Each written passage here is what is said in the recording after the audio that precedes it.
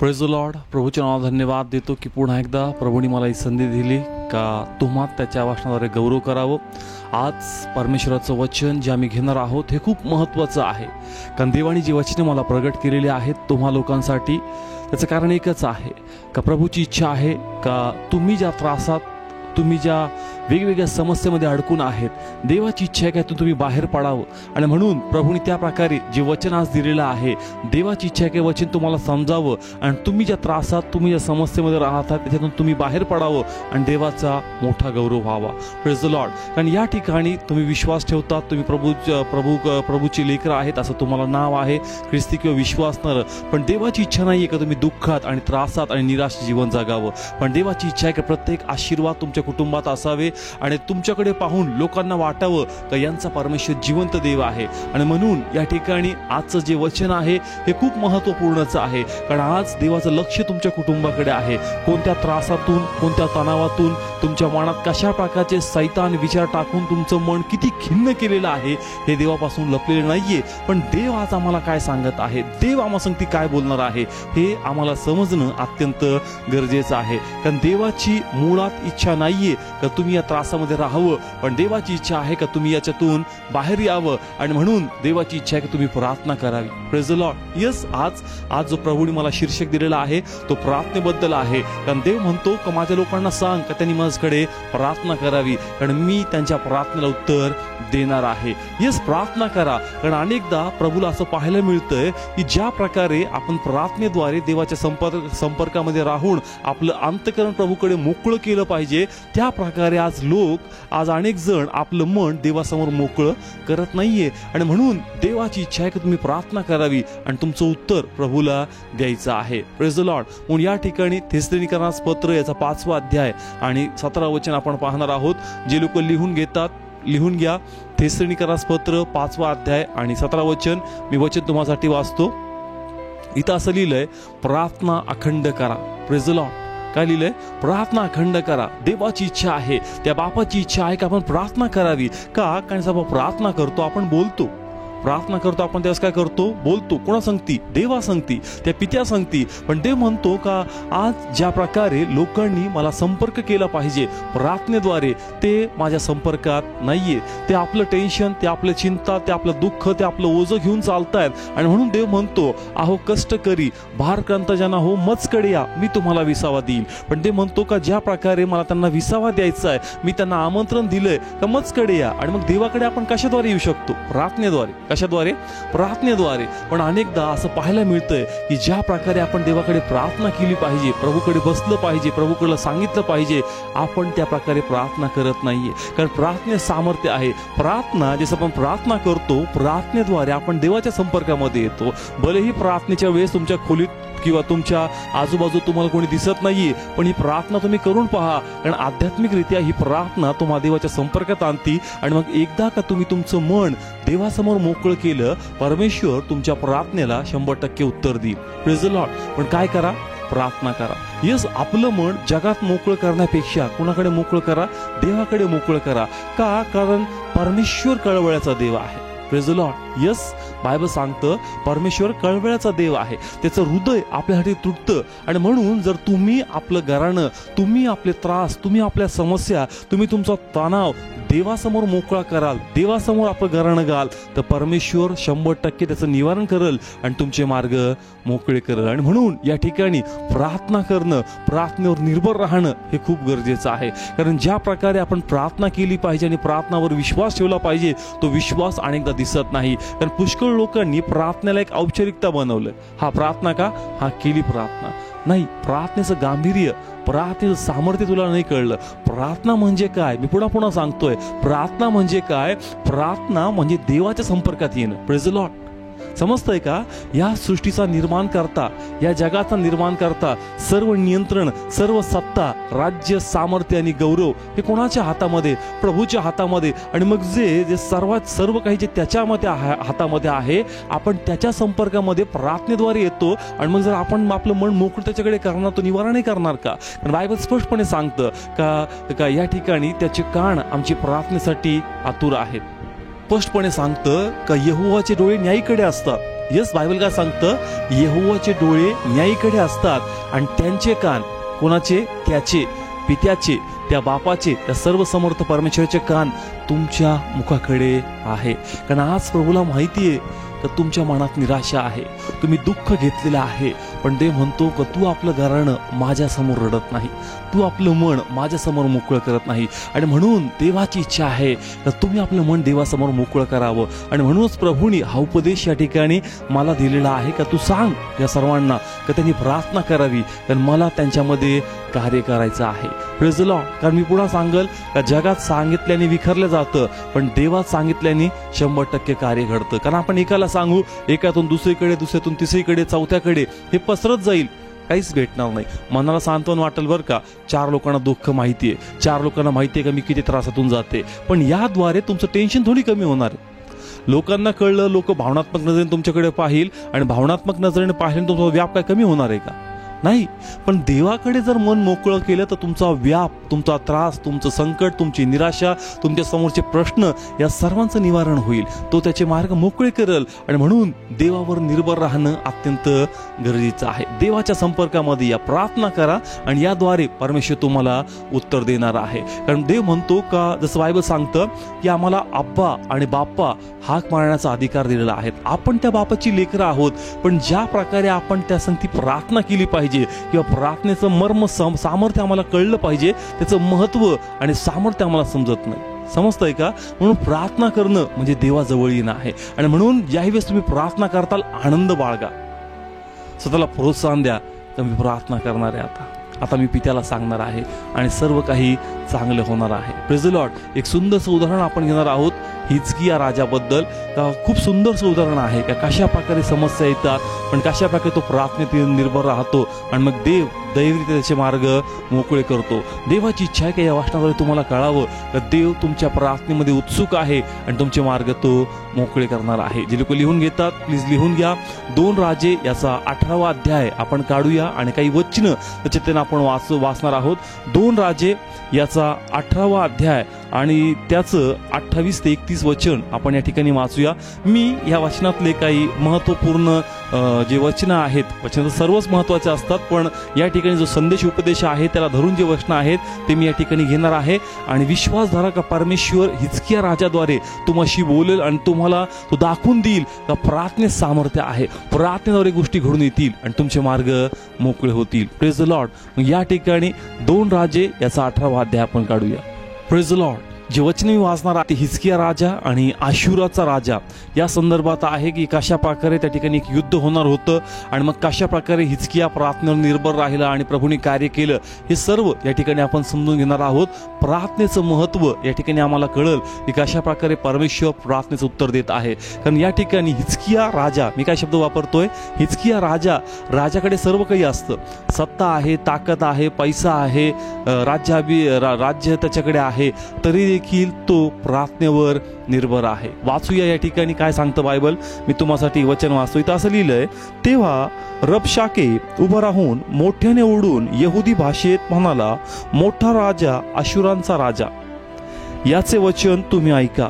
राजा असे म्हणतो, हिजकियाने तुम्हाला फसवू नये, कारण तो तुम्हाला माझ्या हातातून सोडवायला समर्थ नाही आणि यहोवा खचित आम्हास सोडविल व हे नगर आशुराच्या राजाच्या हाती दिले जाणार नाही. असे बोलून हिजकियाने तुम्हाला यहोवावर भरोसा ठेवायला लावू नये. हिजकियाचे ऐकू नका.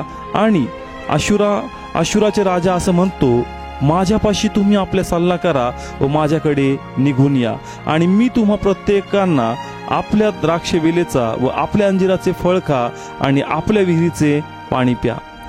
पहा, मी हा शास्त्र भाग थोडा समजून सांगतो या ठिकाणी का नेमकं या ठिकाणी काय होतं. मी सांगितलं हिजकिया राजा आणि आशुरांचा राजा 2 राजे होते. हिजकिया राजा जो होता हा जीवन परमेश्वर याची भक्ती करायचा आणि त्यावर तो निर्भर होता.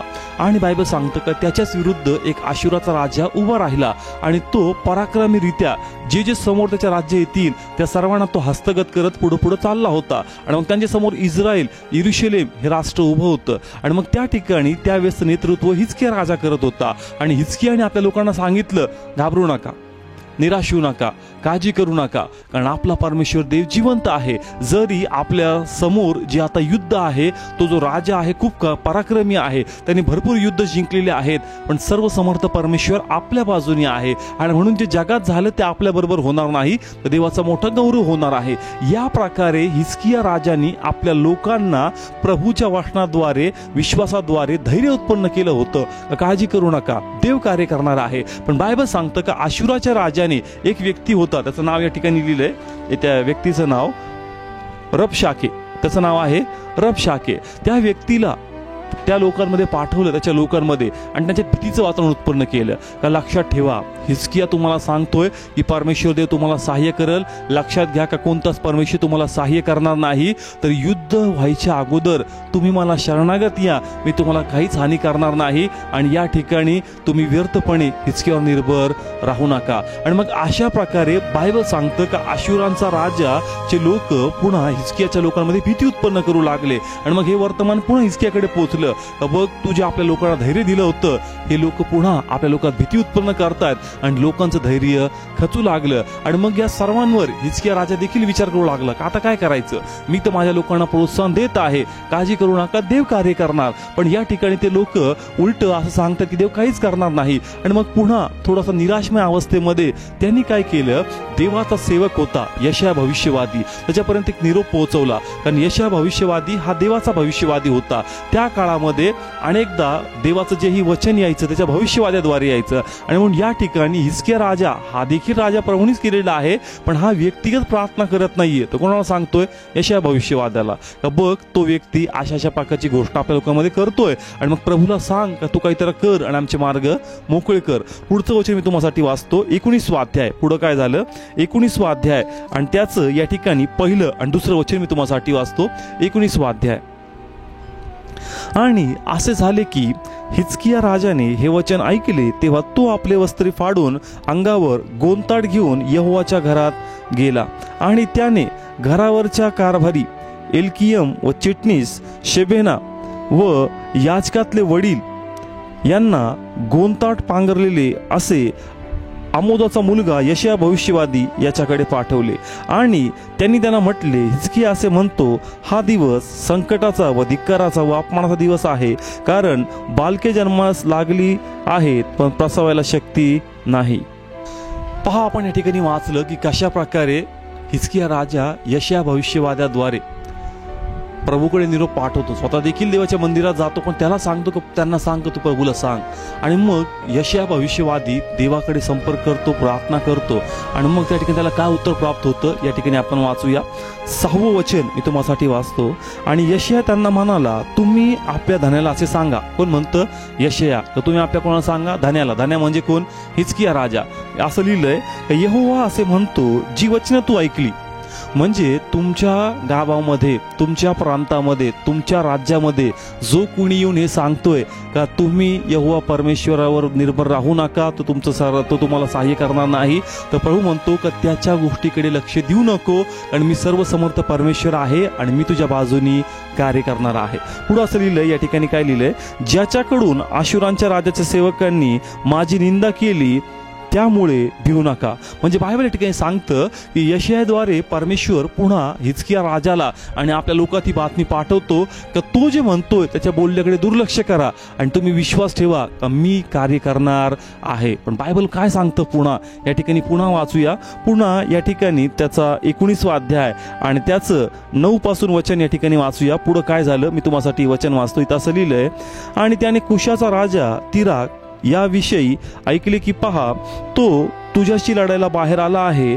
तेव्हा त्याने हिजकियाकडे फिरून जासूस पाठवले. बायबल सांगतं की त्याने कुशाचा राजा तिराक याविषयी ऐकले की पहा तो तुझ्याशी लढायला बाहेर आला. तेव्हा त्यांनी काय केले, जासूस पाठवले. आणि जासूस पाठवून काय म्हणतो या ठिकाणी, यहुदाचा राजा हिजकिया याला तुम्ही असे सांगा की ज्या तुझ्या देवावर, काय लिहिलं व्यवस्थित ऐका, ज्या तुझ्या देवावर तू भरोसा ठेवतोस तो यरूशलेम अशुरांच्या राजाच्या हाती दिले जाणार नाही असे म्हणून तुम्हाला न फसो. समजतंय का?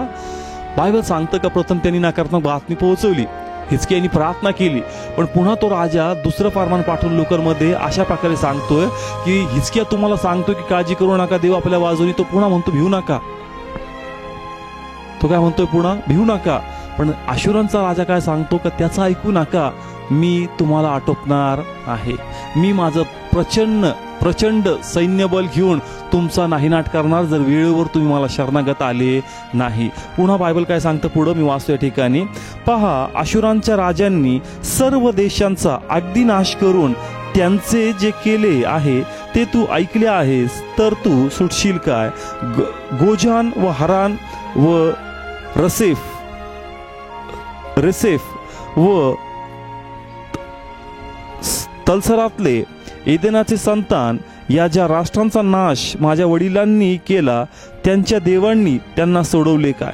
पहा, खूप महत्वाचं आहे का हिजकिया राजा लोकांना प्रोत्साहन देतो, पण समोरचा काय सांगतो की अशुरांचा राजा जो होता, ज्यास तो लढाईला निघतो, समोर जेही लोक येतील त्यांना त्यांनी संपून टाकलं, आणि मग जे जे लोक त्याच्या समोर युद्धासाठी आले ना ते वाचतेला त्यांचा परमेश्वर त्यांना वाचू शकला.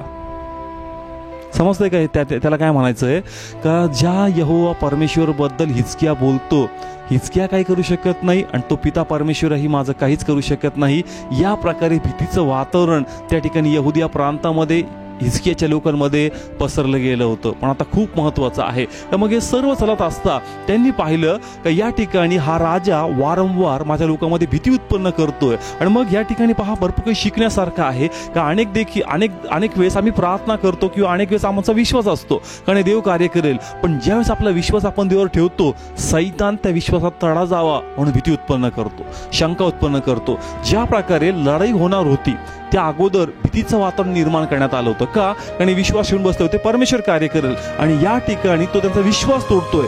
त्याच प्रकारे आज सैतान देखील तुमच्या जीवनात जे त्रास, संकट आणि समस्या आलेत, पण तुम्हाला वाटतं का नाही परमेश्वर कार्य करेल, पण सैतान वारंवार तुमच्यावर हल्ले करून तुमचं मन खिन्न करतो आणि तुमच्या मनात हे संशय निर्माण करतोय, देव कुठे आहे? आणि मग आहे ते इतका वेळ का?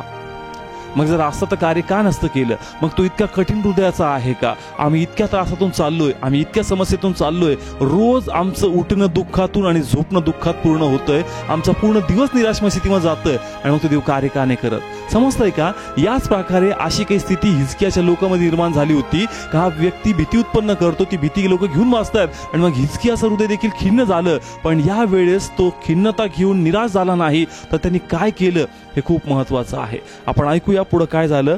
या ठिकाणी त्याचं पुढचं वचन मी वाचत आहे, जे लोक लिहून घेतात, 19वा अध्याय आणि त्याचं पुढचं वचन. नंतर काय झालं, हिजकिया राजाने काय केलं, इथं असं लिहिलंय, तेव्हा आणि हिजकियाने जासुदांच्या हातातून ते पत्र घेऊन वाचले. मग हिजकियाने वर यहोवाच्या घरात जाऊन ते यहोवा पुढे ठेवले. तेव्हा हिजकियाने यहोवा पुढे प्रार्थना करून म्हटले. काय केली हिजकियाने? प्रार्थना. काय केली हिजकियाने? प्रार्थना. हिजकियाचा विश्वास नव्हता का? होता, पण वारंवार भीतीच्या वातावरणामध्ये विश्वासात तडा जाऊ लागतो, मनात शंका उत्पन्न होऊ लागते, आणि म्हणून त्याला कळलं की आता जास्त वेळ बसून फायदा नाही, जास्त वेळ विचार करून फायदा नाही, आता देवाच्या संपर्कात येणं गरजेचं आहे. आणि देवाचा संपर्कच म्हणजे काय? प्रार्थना. कारण प्रार्थना तुम्हाला देवाच्या जवळ घेऊन येते. आणि मग बायबल सांगतं हिजकियाने प्रार्थना केली, आणि प्रार्थना किती सुंदर प्रार्थना आहे. आपण वाचू या ठिकाणी कशा प्रकारे तो प्रार्थना करतोय पित्या परमेश्वराकडे. मी तुम्हासाठी वचन वाचतो.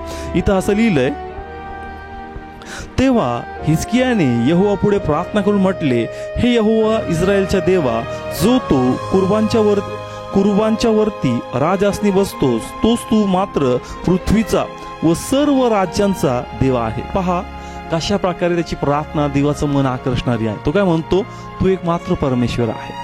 त्यांनी हे क्लिअर केलं का जरी लोक त्या ठिकाणी ही बातमी पसरवत आहे का अशुरांच्या राजांनी लोकांनाही आणि त्यांच्या देवांचाही नायनाट केला, पण त्यांच्या देवात आणि माझ्या देवात फरक आहे. कारण तू जो परमेश्वर आहे तो जीवन देव आहे. कोण बोलतोय?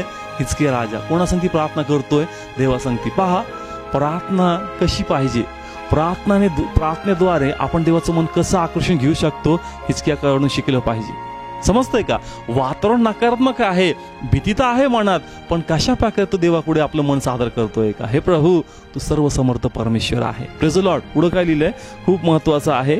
मी या ठिकाणी पुढचं वचन वाचतो. इथं असं लिहिलंय, पहा पुढचं वचन मी तुम्हासाठी वाचले, असं लिहिलंय, हे यहोवा तू आपला कान लावून ऐक, हे यहोवा तू आपले डोळे उघडून पहा आणि जी वचनं स्नेहरिबाने जिवंत देवाची निंदा करायला पाठवली आहेत ती ऐक. हे यहोवा खरोखर आशीर्वाद. पहा 17 वचन खूप महत्वाचं आहे. काय हिजकिया बोलतो, त्याच्या मुखातले शब्द काय आहे, केअरफुली ऐका ना. तो काय म्हणतो प्रभूला, हे यहोवा खरोखर आशुरांच्या राजांनी राष्ट्रे व त्यांचे देश ओसाड केलेले आहेत. काय म्हणतो तो, हिजकिया म्हणतो, होय पित्या परमेश्वर, जो लढाईसाठी येणारा राजा आहे त्यांनी खरोखर राष्ट्रांचा नाहीनाट केला, ते देश ओसाड केले. आणि पुढचं वचन, आणि त्यांचे देव अग्नीत टाकले. कोण म्हणतोय, हिजकिया. जो राजा येतोय ना तो खूप पराक्रमी आहे, तो खूप शूरवीर आहे. त्यांनी सर्वांचा नाहीनाट केला आणि त्यांचे देव देखील कशात टाकले, अग्नीत टाकले आहेत, कारण ते देव नव्हते. Praise the Lord. समजतंय का, हिजकियाची जी प्रार्थनाची जी स्टाईल आहे शिकण्यासारखी आहे, हृदयाला स्पर्श करण्यासारखी आहे. तर तो म्हणतो का होय त्यांचा नाहीनाट केला, का केला, कारण ते देव नव्हते. आणि पुढं काय वचन लिहितं, तर मनुष्यांच्या हातांचे काम. तो काय म्हणतो, त्यांचे जे देव होते ते कोणाचं काम होते, मनुष्याचे हाताचे काम, लाकूड व दगडाचे होते. कसले, लाकडाचे व दगडाचे, म्हणून त्यांनी त्यांचा नाश केला आहे. Praise the Lord. समजतंय का, ही प्रार्थना हिजकिया देवाकडे करतोय, पण तो स्वतःला प्रोत्साहन देतोय स्वतःच्या मनाला. का ते जरी देव होते पण ते लाकडाचे आणि दगडाचे होते, पण माझा परमेश्वर लाकडाचा किंवा मातीचा नाही, माझा परमेश्वर जिवंत देव आहे. आणि पुढचं वचन, तर आता हे यहोवा आमच्या देवा, मी तुला विनंती करतो, तू त्यांच्या हातातून आम्हाला तार, अशासाठी की तूच यहोवा मात्र देव आहे असे पृथ्वीतील सर्व राज्यांनी जाणावे. Praise the Lord. समजतंय का, पहा एक गोष्ट इथे आम्हाला शिकायला मिळते का जगाचा जो अनुभव आहे त्याचं वर्णन करण्यात येतंय. आशुरांच्या राजाने जे केलं त्याचं वर्णन इथं करतायत, पण हिजकिया राजाला असं सांगायचंय का जगाला आलेला अनुभव आम्हा लोकांना लागू पडत नाही. समजतंय का मला काय म्हणायचं या ठिकाणी, खूप महत्वाचं आहे, समजणं गरजेचं आहे. हिजकियापर्यंत काय बातमी पोहोचत होती, तो राजा खूप पराक्रमी, तो खूप डेंजर आहे, त्याच्यासमोर कोणी टिकत नाही, त्यांनी सर्वांना संपून टाकलं. पण हिजकियाला म्हणायचंय का होय तो डेंजर आहे, होय तो पराक्रमी आहे, पण लक्षात घ्या का तुमचा अनुभव आम्हाला लागू नाही.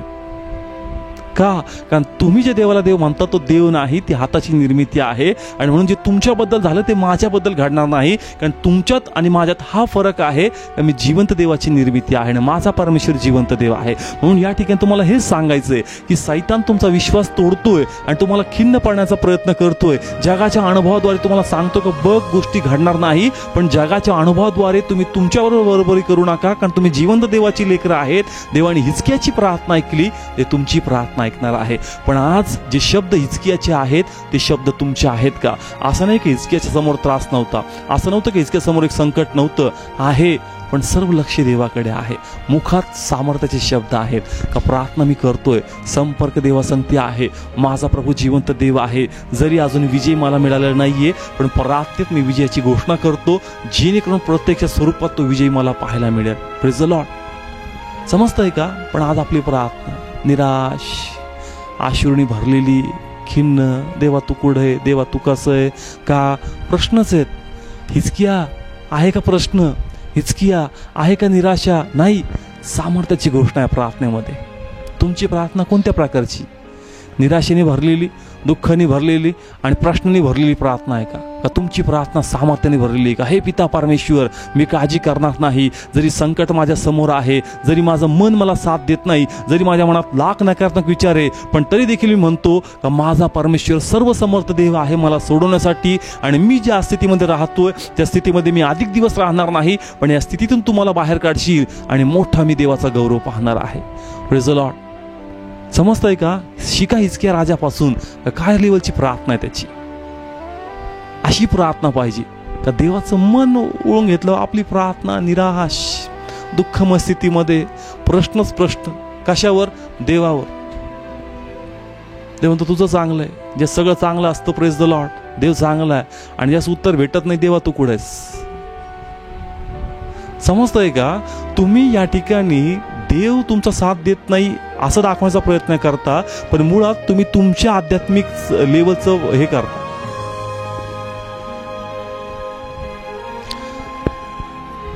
अनेकदा या प्रकारे आपण दाखवण्याचा प्रयत्न करतो की प्रभूला आमची काळजी नाहीये, पण पहा तुम्ही प्रभूबद्दल नकारात्मक प्रचार करताय, पण मुळात तुम्ही देवापासून दूर गेलेले आहात. देव तुम्हाबरोबर आहे. Praise the Lord. समजतंय का? आज देवाचा अनुग्रह, देवाचे डोळे, देवाचे कान 24 तास आम्हाला पाहतात, ऐकतात. पवित्र आत्म्याच्या स्वरूपात तो आमच्या बरोबर आहे. पण विश्वासात तुम्ही देवाबरोबर आहात का? तुमच्या प्रार्थनेत तुम्ही देवाबरोबर आहात का? तुम्ही प्रार्थना तर करताय, पण ही प्रार्थना आहे का ज्याला तुम्ही प्रार्थना म्हणताय?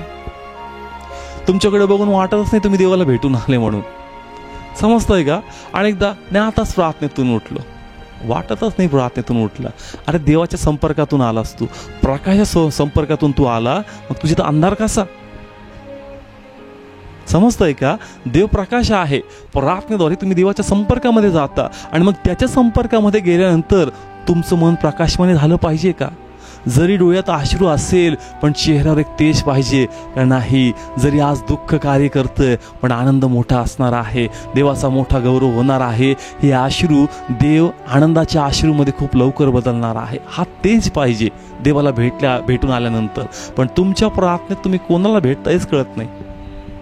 समजतंय? म्हणून प्रार्थना अशा प्रकारे करा का देवाचं मन आकर्षलं गेलं पाहिजे, कारण प्रार्थना तुम्हाला देवाच्या संपर्कामध्ये घेऊन येते. यस, देव तुमच्या संगती बोलतो, पण तुम्हाला त्याचं महत्त्व पाहिजे.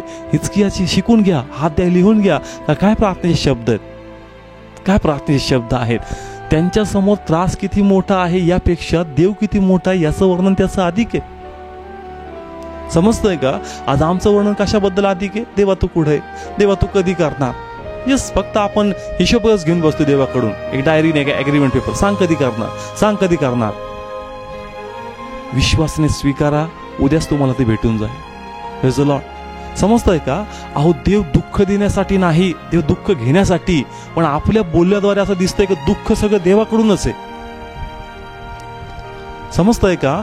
परमेश्वर दुःख देण्यासाठी नाही, दुःखातून बाहेर काढण्यासाठी आहे. पण आपले शब्द, आपलं जीवनक्रम, आपली निराशमय अवस्था 4 लोकांच्या मनात संशय उत्पन्न करेल.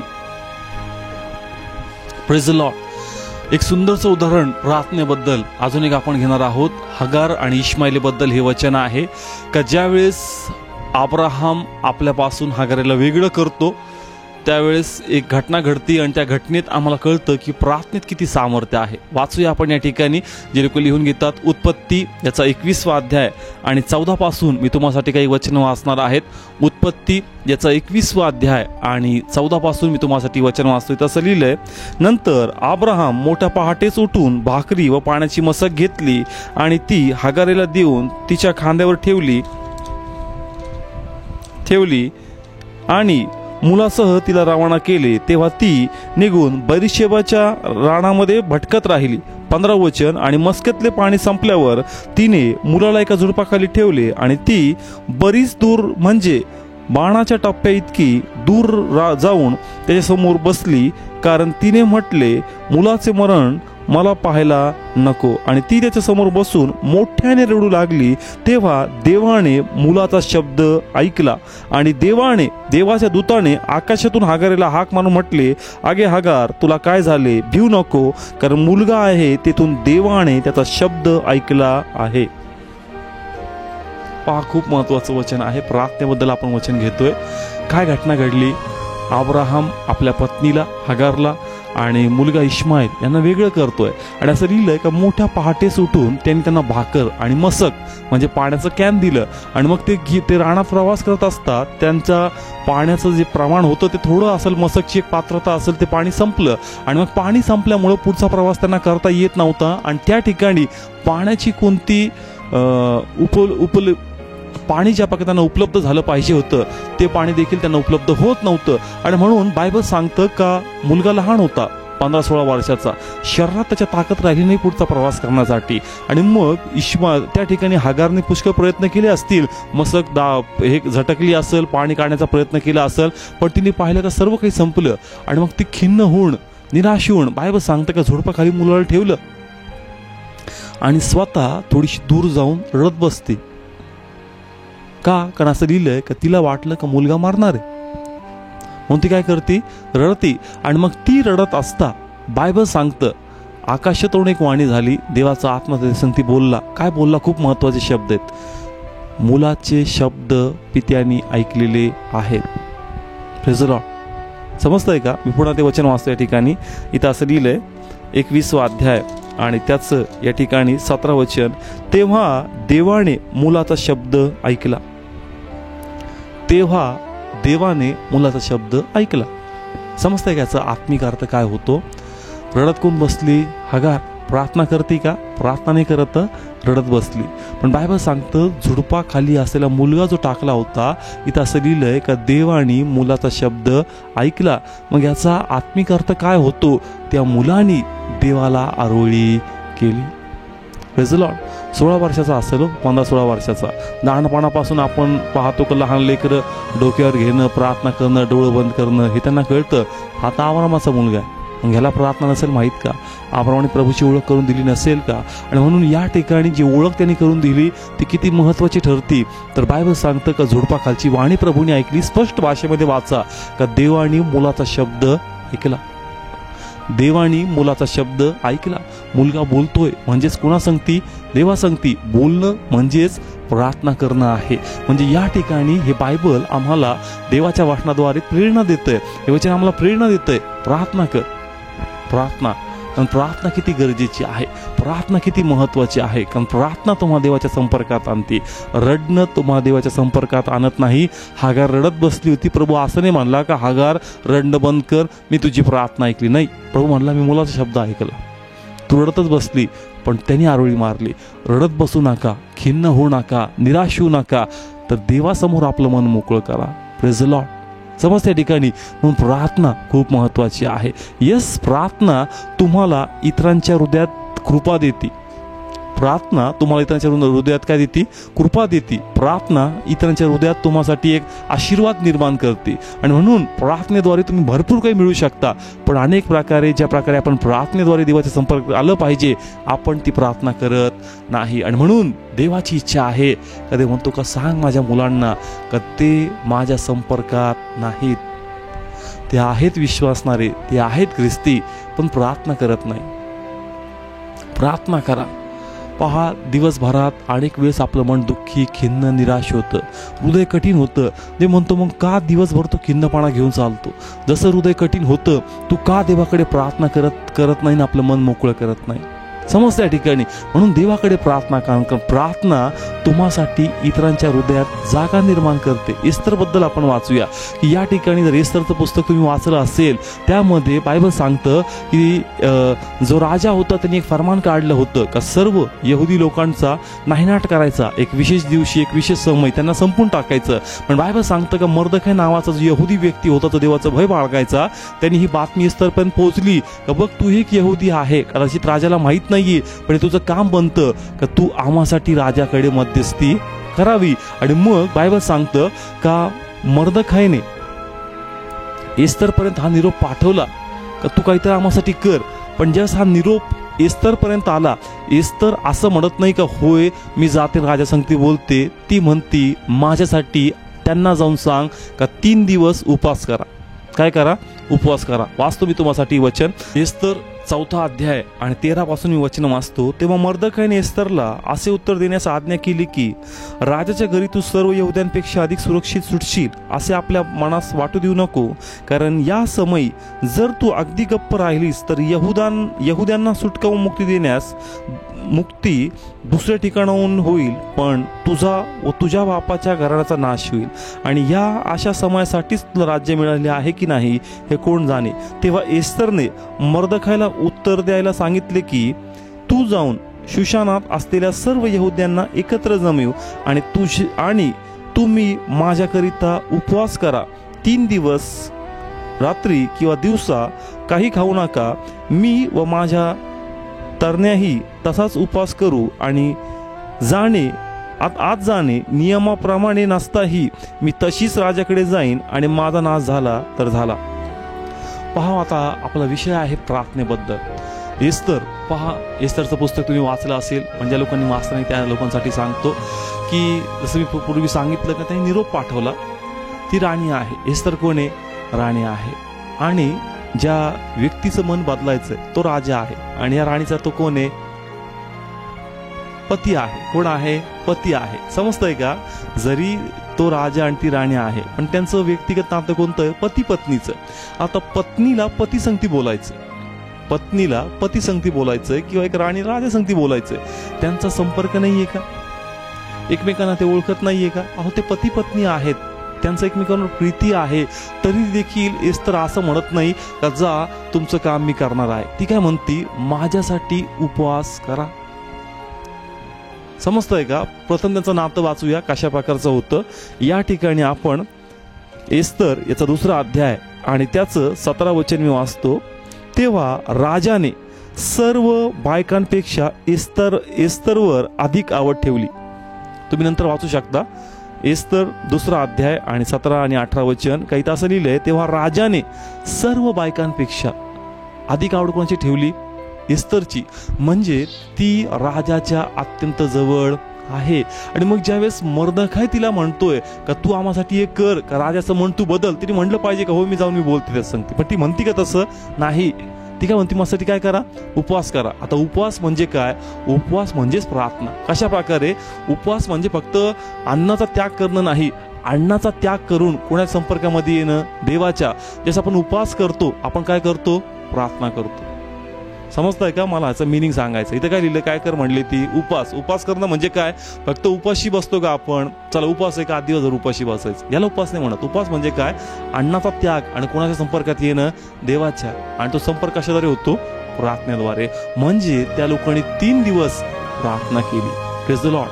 आता महत्वाचं काय आहे? एस्तर जी आहे, जरी तो तिचा पती आहे, जरी तो तिचा प्रियकर आहे, ती अधिक भरोसा आपल्या प्रीतीवर, आपल्या संपर्कावर नाही तर देवाच्या केलेल्या प्रार्थनेवर ठेवती. की जर मी म्हणाल तर कदाचित तो ऐकणार नाही किंवा हा म्हणाल किंवा नाही म्हणाल माहीत नाही, पण जर तुम्ही प्रार्थना कराल तर मी बोललेले शब्द व्यर्थ जाणार नाही.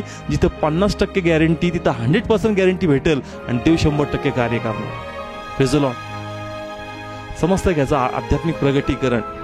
तो तिचा पती आहे, कदाचित ती तिला शब्द टाकेल, पत्नी त्या पतीसंगती बोलल का असं करू नको किंवा जे काही ती तिला सांगल तो कितपर्यंत तिचं ऐकल माहित नाही. कदाचित असं आहे का? ऐकू पण शकेल नाही.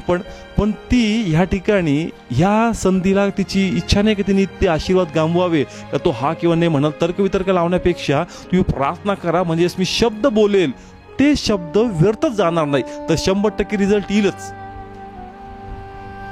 कळतंय का मला काय म्हणायचं? अनेकदा समजा माझी ओळख आहे, मी म्हणतो का काळजी करू नका माझी ओळख आहे, आणि मग आपण त्या ठिकाणी जातो, आपल्याला वाटतं का तो ओळखीचा व्यक्ती माझी मदत करेल, आणि मग तिथं काहीतरी घडतं आणि मग आम्हाला कळतं का अरे ज्या प्रकारे त्यांनी मदत केली पाहिजे होती ती मदत केली नाही. मग मन निराश होतं. नाही ओळखीचा होता बरं का, नाही त्या टायमाला भरपूर वेळेस म्हणायचा का मला सांगा मी असं करेल मी तसं करेल, मग मी त्याच्याकडे गेलो आणि त्यांनी काम केलं नाही. हेच असं होतं आमच्या बरोबर. पुष्कळदा आमच्या व्यक्ती एखादा परिचित असतो, भरपूर सांगतो मला कधी सांगा मी तुमच्यासाठी असं करेल तसं करेल. मग आपलं वाटतं अरे त्यांनी एवढा शब्द दिला होता मी जाईल का, त्यांनी मला शब्द दिला. जातो ना अनुभव काय का व्यक्ती काय बोललेले शब्द विसरून गेला, आता मदत करू शकत नाही आणि मग निराशा येते. या प्रकारे एस्तर आम्हाला समजून सांगते या वाचनातून, जरी तुमची ओळख असेल, जरी तुम्हाला वाटत असेल तरीही प्रार्थना करायला विसरू नका. कारण तुमच्या ओळखीपेक्षा प्रभूकडे केलेली प्रार्थना तुमच्या ओळखमध्ये भर टाकते आणि मग अशा प्रकारे कार्य घडतं का त्या ठिकाणी ते कार्य 100% सक्सेसफुल होतं, गौरव होतो. Praise the Lord. समजतंय या ठिकाणी. म्हणून या ठिकाणी माझा जो उद्देश आहे, जे प्रभूने मला प्रगटीकरण दिलंय या संदर्भात, बघ तो तिच्या जवळचा आहे तरी देखील ती तिच्या ओळखीवर नाही प्रार्थनेवर निर्भर आहे. मग प्रश्न तुमच्याकडे आहे की तुम्ही कोणावर निर्भर आहात?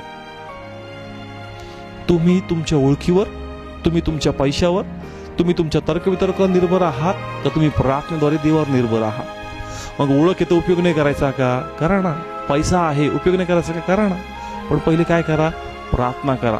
म्हणजे तुम्ही तुमची ओळख लाल 100% रिझल्ट येईल. तुम्ही तुमचा पैसा लावाल तो फेल जाणार नाही. तुम्ही तुमचे जेही प्रयत्न करताल ते यश पावतील. पण काय करा? प्रार्थना करा. आणि देव म्हणतो का ज्या प्रकारे तुझं जीवन आशीर्वादित झालं पाहिजे, ज्या प्रकारे तुझ्या जीवनात माझा मोठा गौरव दिसला पाहिजे, दिसत नाही. नेहमी दुःखी आणि कष्टी तू जगतोस. असं जीवन जगण्यासाठी मी तुला नाही बोलवलं. तुझ्याकडे बघून लोक माझा काय आदर्श घेतील? समजतंय का? आपण देवाची लेकरं आहोत आणि अशा प्रकारचं जीवन जर आपण असेल तर इतर लोक काय म्हणून प्रभूकडे येतील.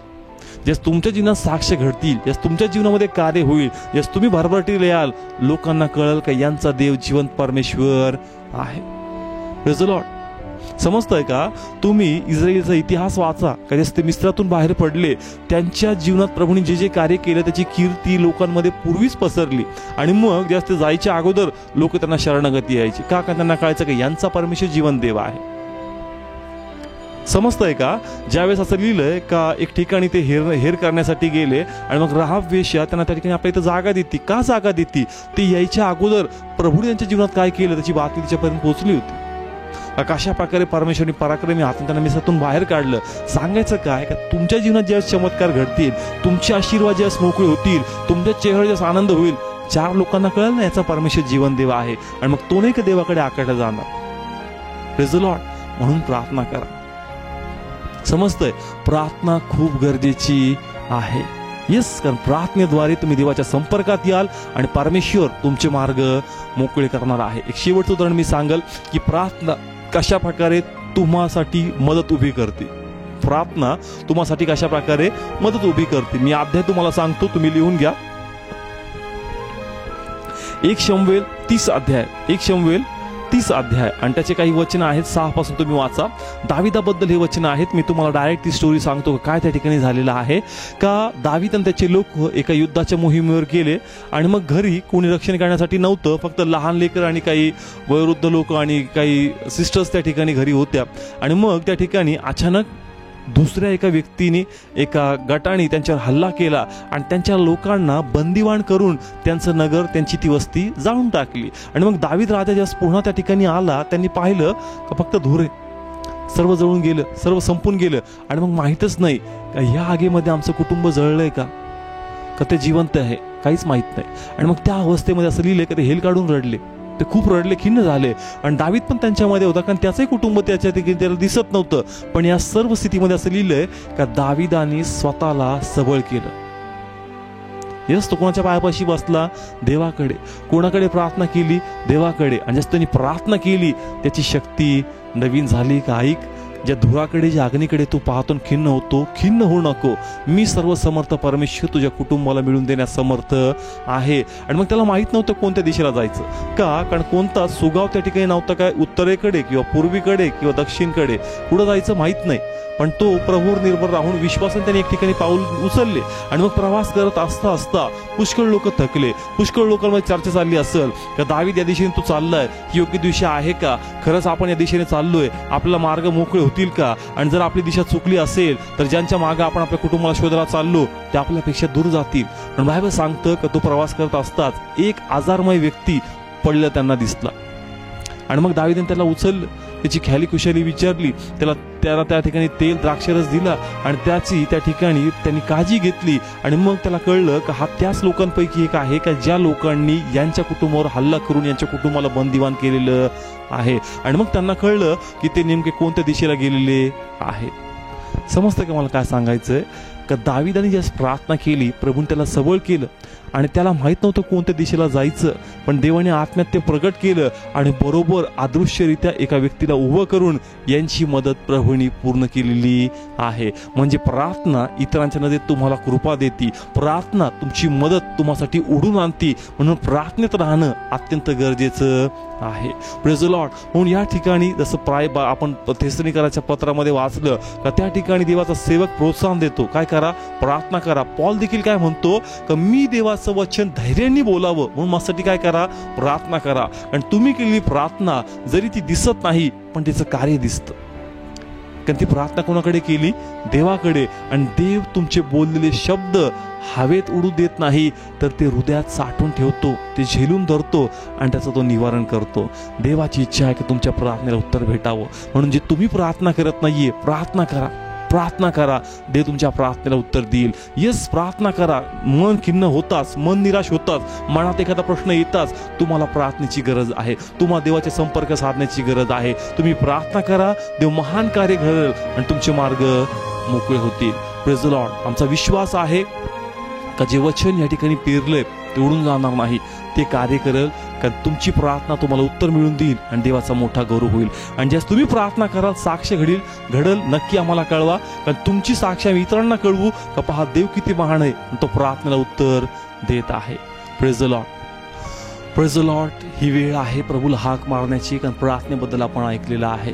विश्वासाद्वारे आपण सर्व एकत्र येऊन प्रार्थना करूया, या विश्वासाने का या प्रार्थनेद्वारे परमेश्वर उत्तर देईल. समस्या काही असू द्या, पण आमची इच्छा आहे का तुम्ही या प्रार्थनेला विश्वासाने एकत्र यावं, समर्पित व्हावं आणि देव उत्तर देऊन मार्ग मोकळे होतील. प्रत्येक गोष्टीसाठी आपण प्रार्थना करू आणि देव मोठं कार्य तुमच्या जीवनामध्ये करेल. पण तुमची संमती पाहिजे का होय प्रभू मी विश्वास ठेवतो का जरी ही प्रार्थना टीव्हीवर चालू आहे प्रभू, पण आमचा विश्वास आहे का हे बोललेले शब्द कार्य करतील, कारण हे शब्द प्रभूच्या नावात बोलले जातील आणि परमेश्वर कार्य करणार आहे. म्हणून जे तुम्ही टीव्हीवर पाहताय आपला विश्वास मोठा करा, प्रार्थनेसाठी तयार व्हा आणि देव तुमच्या जीवनात 100% कार्य करेल. Praise the Lord. मी प्रार्थना करतो, हे पित्या परमेश्वर, आम्ही विश्वासाने प्रार्थनेद्वारे तुझ्या संपर्कात येतो प्रभू. या विश्वासाने का तुझं वचन सांगतं जिथे दोघं किंवा तिघं, मग जरी हे लोक टीव्हीवर आहेत घरी पाहतात माझ्या परमेश्वर, पण आम्ही सर्व एकत्र जमलेलो आहोत या वेळी माझ्या परमेश्वरा, आणि तू ही प्रार्थनेमध्ये आहे माझ्या परमेश्वरा. तुझी उपस्थिती आहे असा विश्वास मी स्वीकारतो. पित्या मी प्रार्थना करतो, प्रथमतः जे आजारी लोक आहेत म्हणून मी प्रथमतः त्यांना सांगतो का आपल्या आजारी भागावर हात ठेवा, आपला आजार आपल्या समोर घेऊन या. मग तो जोही प्रकारचा आहे, कदाचित तो कॅन्सर असेल, मूळव्याध असेल, तो डायबिटीज असेल, पोटातले विकार असतील, पायातलं तो दुखणंही असेल, तळपायातली ती आग असेल, कमरेतला तो गॅप असेल, जोही आजार विकार आहे, येशूच्या नावात लपून बसलेल्या सर्व अशुद्ध आत्म्यांनो आज्ञा करतो, येशूच्या नावात या क्षणी सर्वतः तुम्ही निघून जा. मी तुमचा प्रत्येक प्रभाव प्रभूच्या नावात त्यांच्या शरीरातून मारून नाश करतो. आणि जे काही किडनी त्यांची फेल झालेली आहे, येशूच्या नावात प्रत्येक चापकांचं आरोग्य त्याच्यामध्ये मी स्वीकारतो देवा. आणि प्रभू तुझ्या प्रत्येक चापकांद्वारे त्यांना तू संजीवित करत आहे. आपलं आरोग्य स्वीकारा जे टीव्हीवर पाहत आहेत. म्हणा प्रभू धन्यवाद, मी माझं आरोग्य स्वीकारतो. देवाचं आरोग्य मी मोकळं करतो, देवाचं सामर्थ्य आम्ही त्याच्या शरीरामध्ये मोकळं करतो. जे शरीरातले पार्ट डॅमेज झालेले आहेत प्रभूच्या नावात ते मी मोकळे करतो, माझ्या नवीन करतो माझ्या परमेश्वरा. तुझा अनुग्रह त्यांच्यामध्ये आम्ही स्वीकारतो. त्यांच्या मनात हा विश्वास जागृत करतो का त्याच्या प्रत्येक चापकांद्वारे मी निरोगी आहे, त्याच्यात मी बाप्तिस्मा घेतल्याद्वारे माझं आजारमय शरीर वधस्तंभावर मेलेलं आहे आणि प्रभूच्या पुनरुत्थानात मी नवीन शरीर प्रदान केलेलं आहे आणि ते आम्ही स्वीकारतो. या सर्वांसाठी प्रभू तुझ्या पवित्र नावात सर्व आजार रोगराईपासून यांना येशूच्या नावात आम्ही मोकळं करतो. आज्ञा करतो का निघून त्यांच्या जीवनाच्या विरोधातून, कारण येशू मध्ये आजारमय शरीर मेलेलं आहे आणि आजारमय शरीर आम्ही स्वीकारत नाही, पण देवाचं आरोग्य एक अद्भुत साक्षीने चमत्काराच्या जीवनामध्ये आम्ही स्वीकारतो. जे विश्वासाने सहमत झाले त्यांना हा चमत्कार दिलास तुला धन्यवाद देतो प्रभू. आप्पा मी प्रार्थना करतो ज्या कुटुंबात दारू राज्य करते, आप्पा आम्ही प्रार्थना करतो सर्व व्यसनाच्या बंधनांना प्रभूच्या नावात मी तोडतो प्रभू. त्यांच्या भावाचं, त्यांच्या पतीचं, त्यांच्या लेकराचं मन तू फिरव प्रभू. त्यांना भग्न अंतःकरण दे, त्यांना पाश्चातापी मन दे पित्या. त्यांचं मन तू वळव माझ्या बापा. येशूच्या नावात ते प्रत्येक बंधन आम्ही तोडतो, रक्ताखाली शुद्ध करून या भावांचं परिवर्तन आणि त्यांच्या संजीवन आम्ही स्वीकारतो. आणि देवा हे भाऊ लोक बदलणार असा विश्वास आम्ही धरतो. ज्या स्थितीमध्ये ते आहेत ऐक सैताना त्या स्थितीत आम्ही राहणार नाही, कारण आम्ही प्रभूला संपर्क केलाय आणि देव त्यांच्या जीवनात मोठं कार्य करणार आहे. ज्यांचं घर होत नाहीये, आर्थिक अडचणी आहेत, काळजी करू नका. देवाच्या अद्भुत चमत्कारासाठी तयार व्हा प्रभू. तुझ्या पवित्र नावात दैवीरित्या अद्भुतरित्या तुझा धनवान कन्या आशीर्वाद स्वीकारतो आणि दैवी त्यांना पुरवठा करून त्यांचं घर उभं राहिलंच तुला धन्यवाद देतो पित्या. त्यांच्यासाठी मी प्रार्थना करतो जे ज्यांना त्यांचं करिअर कसं करावं त्यांना मार्ग सापडत नाहीये, आबा ते कन्फ्यूज झालेले आहेत. मी त्या सर्व गोंधळाचा स्पिरिटला, सर्व डबल माइंडला प्रभूच्या नावात बांधून नाश करतो. त्यांचं मन प्रभूच्या नावात मोकळं आणि स्थिर करून उत्तम वाट आणि मार्ग आम्ही स्वीकारतो. आणि देवा त्यांना उत्तम मार्गदर्शन होऊन उत्तम करिअर करण्याची कृपा दिलीस तुला धन्यवाद देतो. जे आध्यात्मिक उण्या आहेत त्यांच्या तुझा अनुग्रह स्वीकारतो का ते प्रार्थनेमध्ये, वचनामध्ये तुझ्या मार्गात चालण्याची कृपा त्यांना दे. ज्या कुटुंबात प्रार्थनेचं वातावरण नाहीये, जे प्रार्थना नाकारतात, अशा सर्व लोकांमधल्या असणाऱ्या त्या कठीणपणाच्या आत्म्याला म्हणतो निघून जा आणि त्यांच्या मनात आबा तुझा ओढ आणि गोड मी स्वीकारतो प्रभू परमेश्वरा. आणि त्यांचं परिवर्तन स्वीकारून त्यांच्या कुटुंबात प्रार्थनेचं वातावरण सुरू होऊन तुझा मोठा गौरव आम्ही स्वीकारतो. ज्यांना पोटचं फळ नाहीये आपला विश्वास मोठा करा. हे पाहू नका का रिपोर्ट काय सांगतात, कमकुवतपणा काय आहे, बायबल सांगतं का पुढचं फळ देवाचं प्रतिफळ आहे. जर तुम्ही देवाच्या वचनाकडे पाहाल तर तुम्ही देवाचा गौरव पाहाल. म्हणून येशूच्या नावात त्यांच्यातला सर्व कमकुवतपणा वधस्तंभावर येशूमध्ये मेलाय आणि प्रभूच्या नावात जे नवीन शरीर आहे ते प्रत्येक आशीर्वाद घेण्यास प्रसवण्यास समर्थ आहे. आणि प्रभूच्या नावात या क्षणी तुझा दैवी स्पर्श स्वीकारून हे पुढचं फळ आम्ही स्वीकारतो लॉर्ड. हो आपा, जे बोलू शकत नाही त्यांच्या जिभेत आम्ही शब्द स्वीकारतो, जे पाहू शकत नाही त्याच्या नेत्रात आम्ही दृष्टी स्वीकारतो. माझ्या परमेश्वरा अब्बा दिलीस तुला धन्यवाद देतो पित्या. लॉर्ड, त्यांना शब्द देऊन त्यांच्यात तुझा गौरव होते प्रभू. अब्बा, त्यांचे मुला मुलींचे जे लग्न होत नाही पित्या, त्यांसाठी मी प्रार्थना करतो का प्रथम ते नम्र होऊ दे पित्या, त्यांचं हृदय तुझ्या पुढे समर्पित होऊ दे. येशूच्या नावात त्यांच्यातला कर्पणपणा आम्ही बांधून नाश करतो आणि त्यांच्या मुखातही प्रार्थना स्वीकारतो की जे तुझ्यातून आहे तेच मिळू दे आणि उत्तम तेच तू दिलेस, तुला धन्यवाद देतो. हे पित्या, प्रार्थनेद्वारे उत्तम लोक त्यांच्या संपर्कामध्ये येतील आणि ते मोठा त्यांच्या मुला मुलीमध्ये तुझा गौरव पाहतील म्हणून तुला धन्यवाद देतो. प्रभू, यांना ब्लेस केलं तुझे आभार मानतो. यांच्या विरोधात सर्व तंत्रमंत्राचा प्रभाव, सैतानाचं कार्य योजना येशूच्या आज्ञेने आम्ही भस्म करतो माझ्या पित्या आणि त्याचे सर्व मार्ग मोकळे करतो आणि तू मार्ग मोकळे केले, तुला धन्यवाद देतो. प्रार्थनेचं महत्व यांना असू दे पित्या, यांची आध्यात्मिक वाढ होऊ दे का प्रार्थनेद्वारे हे देवाच्या संपर्कात येतात आणि जसे प्रार्थना करतील यांच्या हृदयात तो आनंद निर्माण होऊ दे का आता मी देवासंगती बोलणार आहे आणि ते मोठं कार्य आमच्या जीवन आणि कुटुंबामध्ये करणार आहे. केलेली प्रार्थना तू मान्य केली, सर्व गौरव देऊन ही प्रार्थना प्रभू येशू ख्रिस्ताच्या कडून पवित्र नामात मागतो, स्वीकारतो. आमेन. Praise the Lord.